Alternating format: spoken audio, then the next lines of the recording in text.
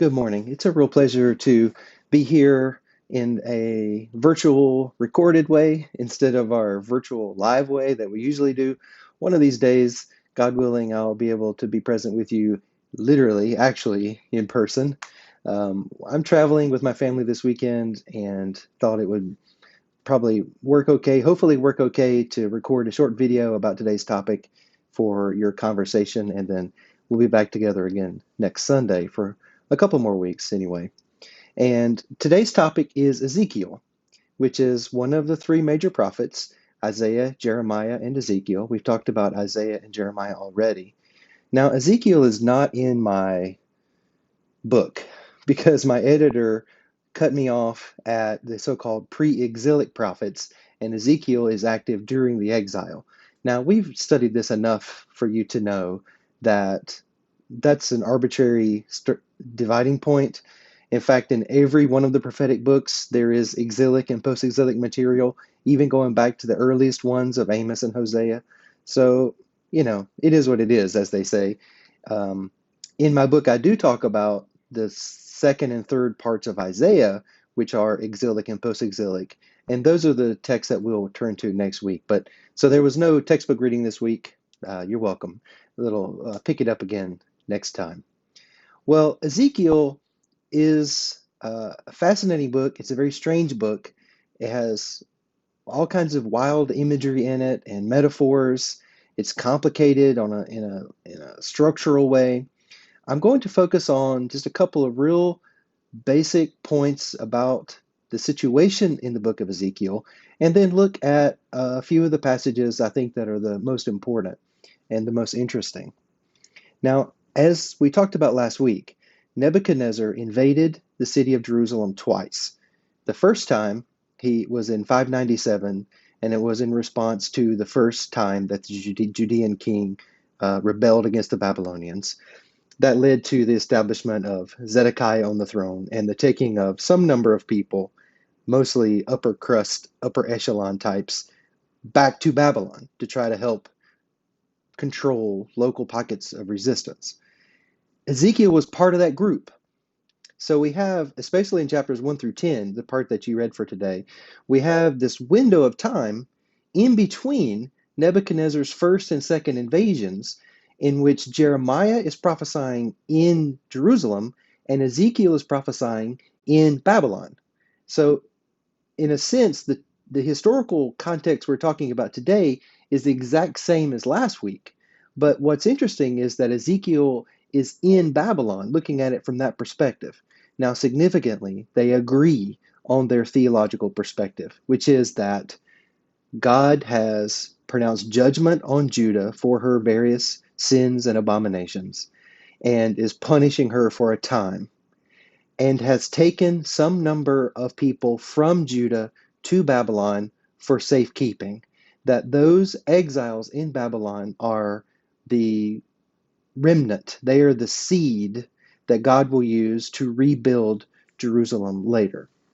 So, in these first few chapters, we find Ezekiel in Babylon talking to the exiled community, trying in between those two invasions, so before the destruction of Jerusalem, trying to help them understand what it is that they're doing.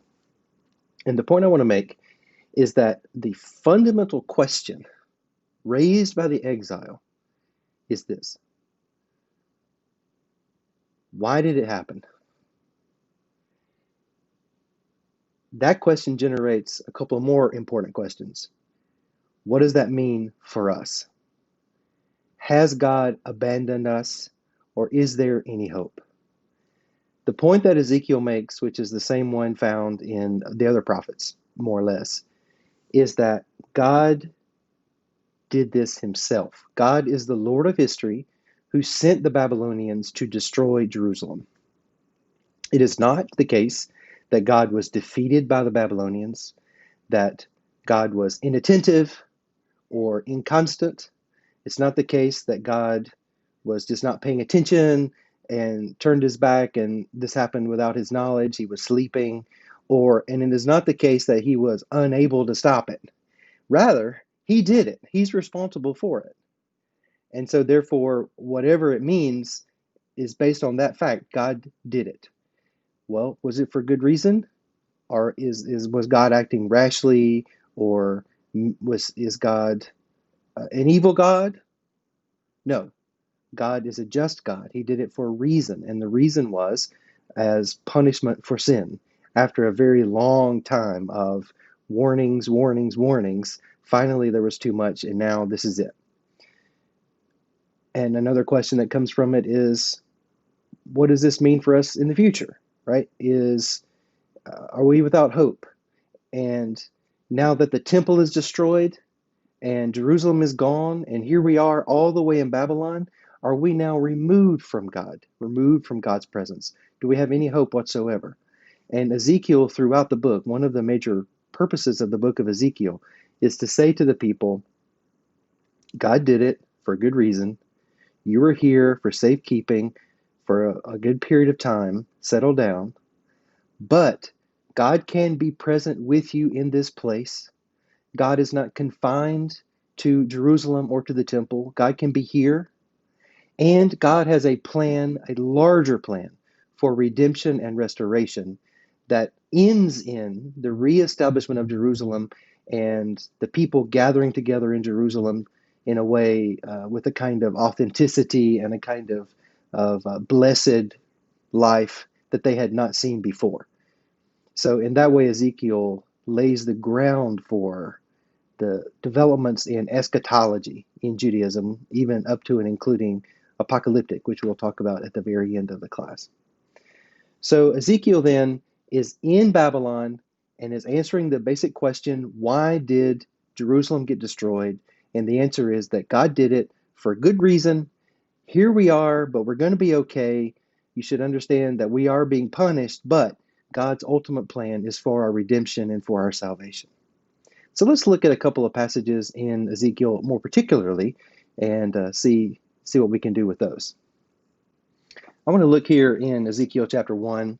This is the call narrative of Ezekiel. We've talked about call narratives before, the Isaiah in the temple in Jerusalem, Moses, right? These are narratives in which the prophet is called. This is one of those. And you can see it's very heavily influenced by the Isaiah vision. Ezekiel says that he's in Babylon. He's among the exiles in Babylon, and he has this vision where God takes him in this vision to Jerusalem.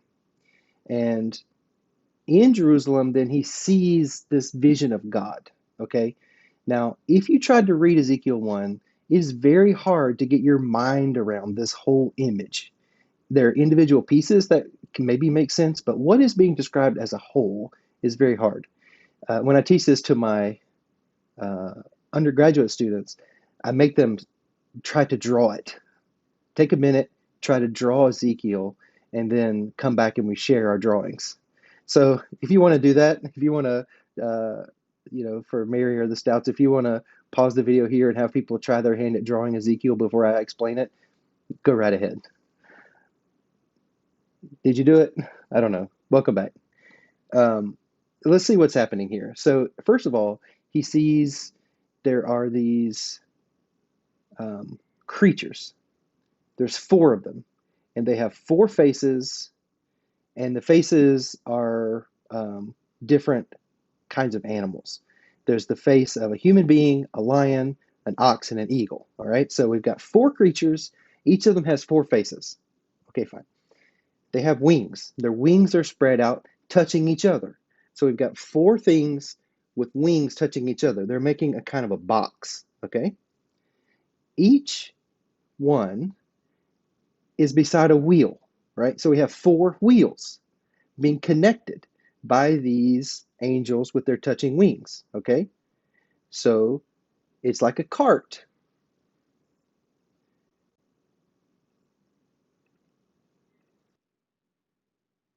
So we have this box with 4 wheels formed by these creatures. Okay, so far so good. And it says as they move, they can move in any direction without turning, meaning the wheels are like almost like casters, right? The wheels somehow have the ability to go in multiple directions. The wheels have eyes on them. I don't know why the eyes are on the wheels. The rims are tall and awesome. This is tricked out vehicle. And they could also rise up, as we'll see in just a minute. So you've got four creatures. Each of them is like an engine or a source of power beside these four wheels, pushing this square cart around in all directions and even going up and down. All right. We could call it a cart. We could call it a hovercraft. It's not dissimilar to an alien craft if you want to go that direction. So on this cart, what is there? Well, first of all, there's something that's like a dome. It's the same word used for dome in Genesis 1 for the dome of the heavens, but this is some kind of a dome. And all around the dome are the elements of theophany, thunder and tumult and wind and lightning, right? It's just this storm, this overwhelming visual auditory experience, this thing that's over these wheels. And above the dome that's over these wheels, right? So you got the cart, you've got the platform formed by this dome, then you have a seat, a throne, and on the throne is God. And it's a description of God we'll look at in a second. So this is a throne image of God in the same way that Isaiah 6 is a throne image of God. But in this case, God has wheels. Think about what that means for the exiles. They're in Babylon, far away from Jerusalem. Jerusalem is under foreign control and is in the process of being destroyed completely. Does that mean that God is now lost to them? Can God be present with them in this faraway place? And the idea that God's throne has wheels and is mobile and can go and be where his people are is a very powerful idea. Now, I want to say something about this image of God here. The descriptions of God in the Bible are very metaphorical, usually. This is one of the few descriptions of God that has something like a physical, literal element to it, and it makes it very strange. It's basically a vision of this gleaming figure, this humanoid figure that's gleaming. All right, there's amber and fire and rainbows, and it's this splendorous kind of vision of some kind of glowing, gleaming, human-shaped figure sitting on a throne. But everything that he says is qualified. Something like a throne, like a human form, something like the loin, something like fire, something, right? It looked like these things, this image of God. Such was the appearance of the splendor all around. This was the appearance of the likeness of the glory of the Lord. The appearance of the likeness of the glory of the Lord. We've got 4 or so layers of abstraction. What he's describing in this passage is not the Lord or even the glory of the Lord, which is used in parts of the Bible to sort of separate a vision from the physical reality of God. It's not the likeness of the glory of the Lord. It's the appearance of the likeness of the glory of the Lord. What's he saying here? He's saying something very important when we think about theology and theological language. And that is that language is not able to capture the transcendent reality of God. All language about God is metaphorical. We've talked about this before. This description of God is metaphorical. Nothing in this passage is literally what he saw. He's using human language to try to give us a glimpse of some transcendent divine reality that he was given a glimpse of and can't put into words. Not just that he can't, but that reality is beyond human language. So he's straining at the ability of language. He's straining at the power of language to communicate what this vision of God is. And it's one of the handful of places in the Bible where I think the limits of human language and the limits of human ability to understand God is really admitted or foregrounded. The idea that, well, I can give you this metaphorical image, but keep in mind that when we use language about God, We are borrowing from human physical realities like wheels and human forms and chairs. We borrow from that physical reality to describe something that is beyond human comprehension. And therefore, all that kind of language needs to be taken for what it is, maybe, and not turned into something that it's not, which is clear, non ambiguous, literal description of divine truth and divine reality. I would argue that that same caution should apply as well to really any theological topic. What do we mean when we talk about God doing things? What do we mean when we talk about salvation or the Holy Spirit or creation, the presence of God? These are all theological topics that are wrapped in mystery that can be experienced but not communicated concretely in any way that is definitive, right? So that all human language about God is open ended and ambiguous and is straining at the power of language to capture the divine reality. Okay, I had to move to a spot closer to the wall so that I could charge my laptop.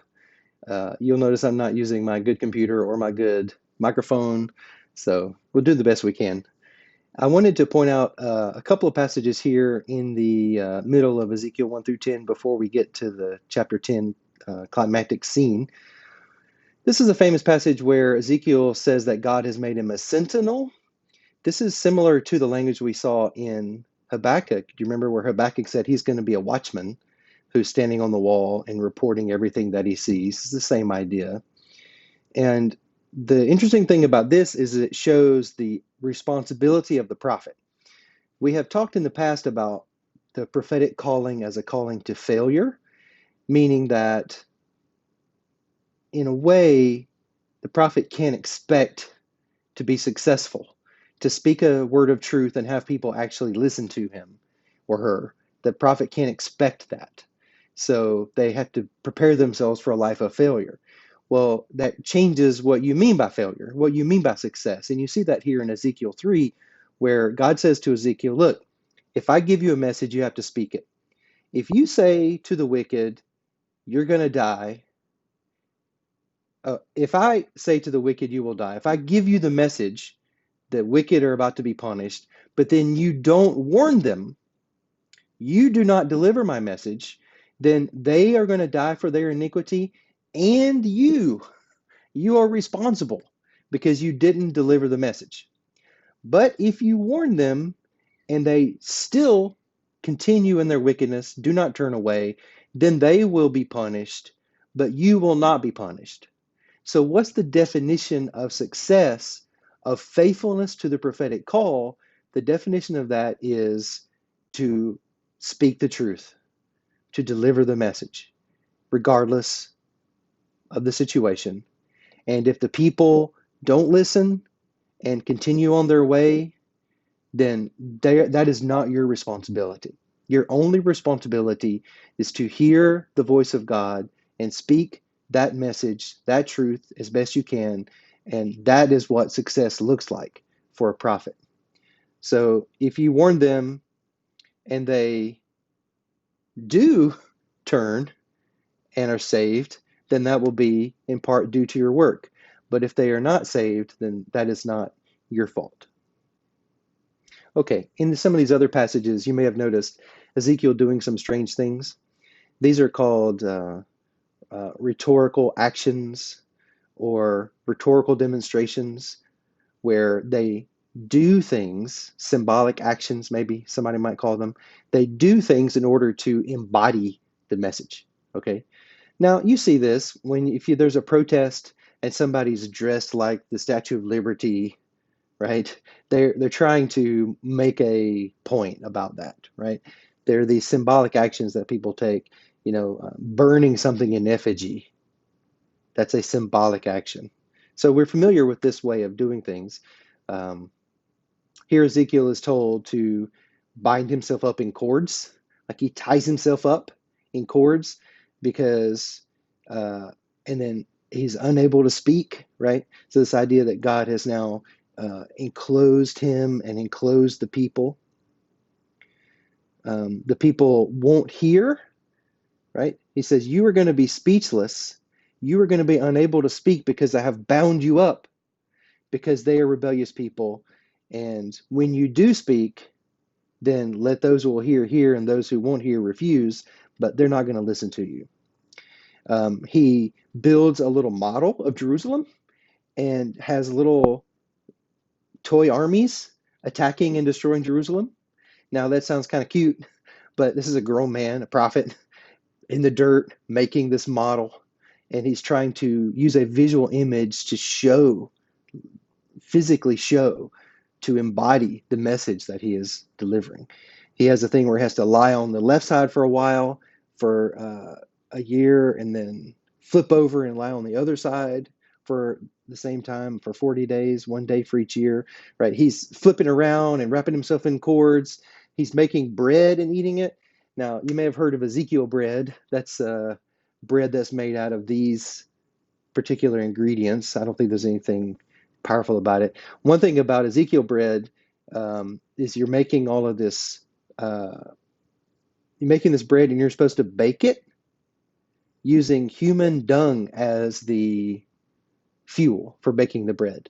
And the whole point is that the makeup of the bread and the cooking of the bread and the eating of the bread is an image, in a way, for the amount of time that people have left before their destruction and the time they have left before the exile begins and ends, right? It's just symbolically connected to the overall message. So I don't think the Ezekiel bread in the grocery store is baked on human dung. I don't think that's right. Um, he's cutting his hair off of his head and his beard, and then dividing it, and 1/3 of it he's burning, and 1/3 of it he's spreading around. And the hair then represents the different groups of people who are being killed or scattered by the invasion of the Babylonians, right? So the point is that all the way through, he's trying to convince people of the message, and he's doing these various symbolic actions in a way to get their attention and to put an exclamation point on the message that he has. Okay, in Ezekiel 8 through 10, we have a kind of description of Nebuchadnezzar's destruction of Jerusalem, but told in a way that is very different than you might expect. So Ezekiel says that he's hanging out in Babylon with the elders, and then here is this image, this one like a human being, this I don't know, messianic image maybe, who has taken him by the hand and taken him to Jerusalem. And he then gets to see the things that are happening in Jerusalem, which are abominations. He gets to go in and see the secret cells, the secret little areas where the priests are doing all kinds of bad things, right? So the vision that he's getting is of the various sins and abominations in the city of Jerusalem. So he digs in and he sees there images of various objects on the walls, right? This is a violation of the second commandment. They're worshiping other gods, and the elders are doing all of this secret stuff in their rooms, hidden stuff. And so then he takes Ezekiel to the temple, inner court where God is, right? There's this vision of God that he sees. And in chapters 9 and 10, he sees again the vision of God with the angels and the throne that he saw in the beginning of it, repeated, slightly different, interestingly. But God tells the angels to go kill a bunch of people in the city. And God is saying, look, the city's guilty. I'm not going to spare it. And so then he has this vision in chapter 10 that's the same as in chapter 1. And he tells them to take coals from the altar. Now, the coals are down in the chair itself. This is the altar fire. The angels are told to take coals from the altar and go and spread those coals around the city. And then the vision of God, this big chariot that God is riding, rises up with the sound of the wings and travels to the edge of the city and basically gives a big farewell and then leaves the city. And so what's happened is here they are, they're all moving, and their faces are actually different than the chapter 1. And the glory of the Lord went out. They stopped at the entrance to the east of the house of the Lord, and the glory of the God of Israel was with them. And then he saw they were leaving. They left the city of Jerusalem. So what's happening? That's a very quick summary. There's a lot of detail in here, and I'm sure you have questions. But what's happening is that God is rising up from his throne room in the temple. He is leaving the city of Jerusalem and burning it down on his way out as a reaction to all of the various abominations that are taking place in the city. That the sin of Jerusalem has gotten so bad that God cannot stay there anymore. And so on his way out, in his exit, he burns the city down and then he's gone. Now, what's literally happening is that Nebuchadnezzar is burning Jerusalem and destroying the temple. But Ezekiel, using theological metaphor, is describing the same event in different terminology, saying what is happening here is that God is destroying the city of Jerusalem, burning down the city and abandoning it because of his righteous anger at their abominations. And those of us who are in Babylon now are the ones who are left. We have now the possibility of being in God's presence here in exile and thinking about what that next step might be.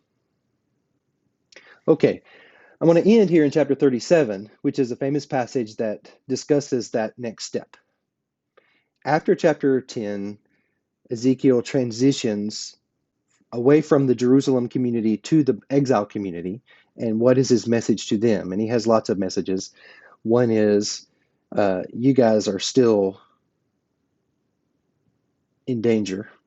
You guys are still sinful and need to listen to God. God can still punish you here. He tells them God is the Lord of history who's taking care of all of these world events. There's these long sections of oracles against the nations, similar to how we saw in both Jeremiah and Isaiah. And then as we move toward the end of the book, he's shifting more toward salvation. He's shifting more toward the future. What's the next step? What does restoration look like?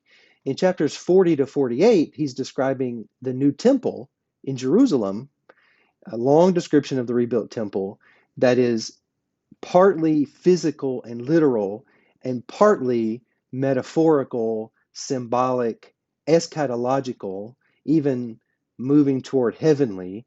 We're going to talk about that more when we get to the apocalyptic literature. But I want to focus here on chapter 37, which is the story of the Valley of Dry Bones. He said that God took him, he's doing a lot of spiritual traveling. God took him out into this valley where there had been the war, and there's all these dead bones just scattered everywhere, just bleached in the sun, right? Old. And God said to him, "Can these bones live?" And he's like, "I don't know." And he said, "Prophesy to the bones and say, dry bones, hear the word of the Lord. I will cause breath to enter you. I'm going to cover you with sinews and flesh and skin and put breath in you, and you shall live, and you shall know that I am the Lord." So that's what I said, he says. And then suddenly there's this sort of amazing vision. The bones start moving and shaking and coming together and slowly reforming into skeletons. And then he sees on those skeletons comes the flesh and the sinews and the skin. And then God breathes breath into the bones that have been reformed into people. The breath came into them and they lived and stood on their feet, a vast multitude, right?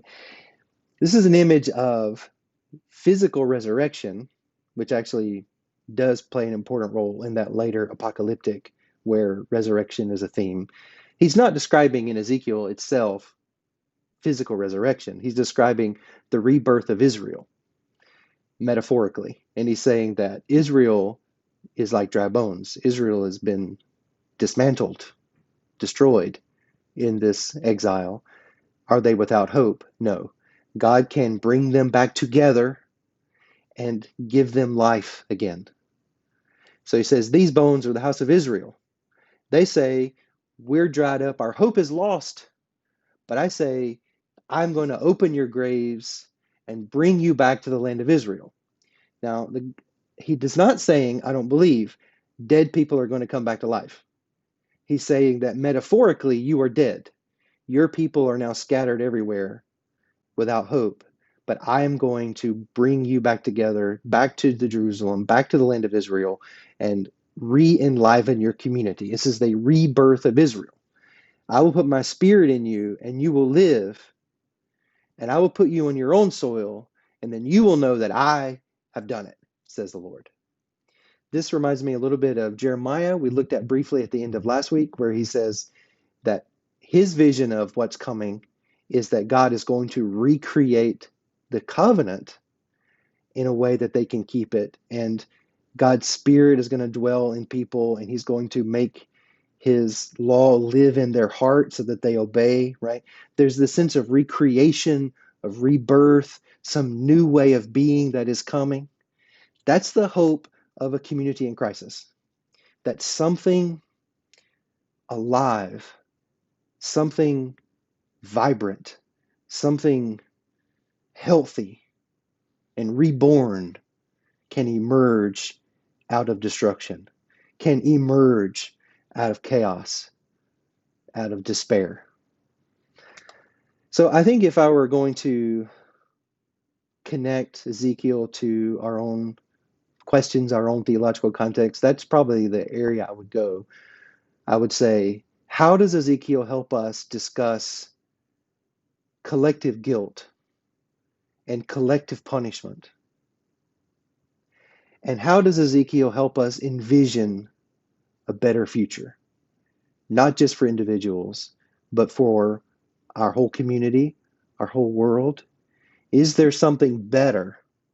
Is there something more alive, more healthy, more filled with the Spirit of God that can emerge out of dry bones? So thank you so much for listening, and I look forward to hearing your questions along the way. If you make a note of those, anything you want me to address next week at the beginning, I'll be sure and do that. So it's been a real pleasure being with you, and just hope you'll have a great week.